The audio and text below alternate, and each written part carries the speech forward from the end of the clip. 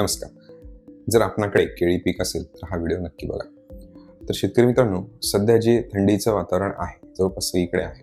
तर अशा वेळेस केळी पिकामध्ये 4-5 समस्या जास्त येत आहेत किंवा आमच्यापर्यंत शेतकऱ्यांकडून पोहोचवल्या जात आहे. जसं पोंगा अडकण्याची समस्या आहे, मुळी काळी पडण्याची समस्या आहे.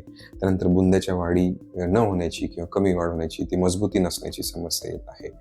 इरविने रॉट किंवा सिगाटोका, करपा अशा भरपूर साऱ्या अडचणी येत आहेत.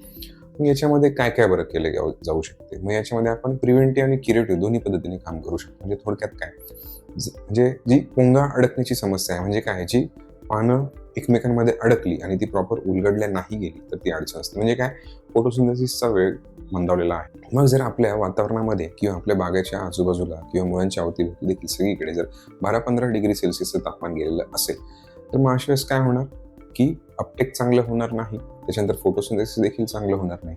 मग अशा वेळेस अन्नद्रव्यांचा पुरवठा वगैरे सगळं मंदावतं, फोटोसिंथेसिस मंदावतं, त्यामुळे हे सगळे काही अडचणी येत असतात.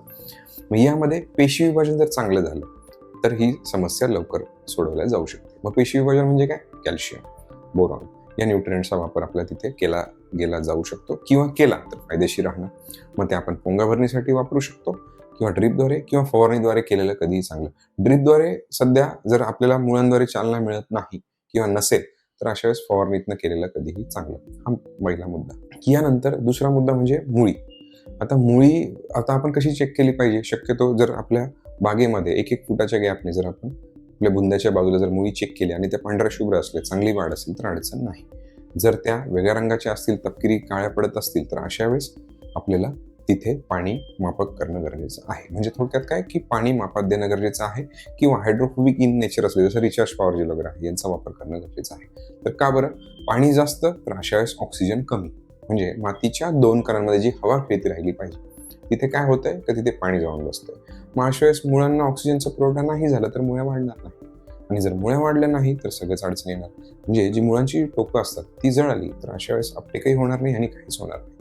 मग यासाठी आपण पाणी मापात दिलं पाहिजे आणि हायड्रोफोबिक इन नेचर असलेलं रिचार्ज पॉवर जेल किंवा अजून काही उत्पादन असेल त्याचा वापर करणं गरजेचं आहे. मग यानंतर बुंदा मजबूतीची समस्या. आता जर बुंदा मजबूत नसेल तर याचा अर्थ काय, की जे अन्नद्रव्यांचा वन आहे तिथे प्रॉपर होत नाही. मग अशा वेळेस बुंदा पिचकतो.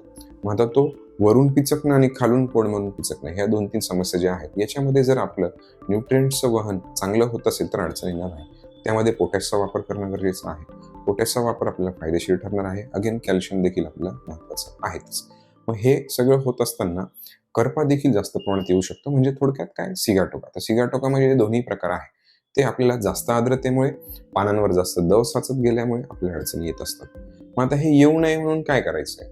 मग यासाठी आपण बागेतील वातावरण मेंटेन करण्यासाठी धूर करू शकतो किंवा संध्याकाळी शेकोटी पेटवू शकतो किंवा आमच्या बऱ्याचशा शेतकऱ्यांकडे वेगवेगळ्या ठिकाणी गमेल्यांमध्ये गवऱ्या ठेवून त्या जाळल्या जातात, त्याच्यामध्ये सल्फर टाकलं जातं, जे डस्टिंग पावडरवालं जे असतं, पिवळ्या रंगाचं धुनी येणारं जे सल्फर आहे त्याची देखील आपण धुराणी करू शकतो किंवा त्या धुरामध्ये किंवा त्या आगीमध्ये, राखामध्ये टाकू शकतो.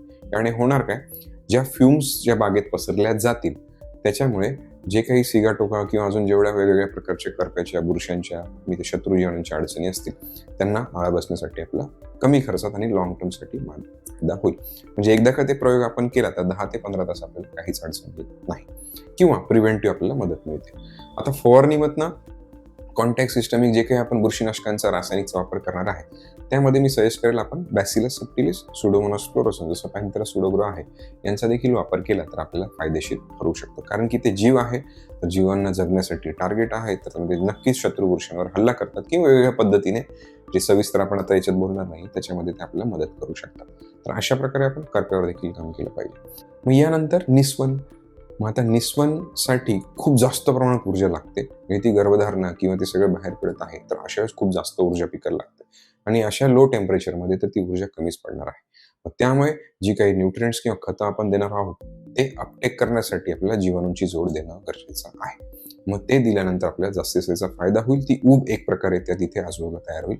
मायक्रोरायझाचा वापर देखील गरजेचा आहे, कारण की अशा वेळेस जेव्हा मुळ्या चालत नाही मग अशा वेळेस सिम्बायोटिक पद्धतीने मायक्रोरायझा सोप्या भाषेत एक मूळ स्वतः झाडाच्या मुळांच्या तोंडात घालते आणि एक पुढे वाढत जाते आणि आजूबाजूचं जे काही न्यूट्रिएंट्स आहेत, फॉस्फरस आहे किंवा पाणी आहे ते सगळं गोळा करून पिकाला एखाद्या स्ट्रॉप्रमाणे आणून देते. मग त्यामुळे मायक्रोरायझाचा वापर देखील यावेळेस फायदेशीर ठरू शकतो.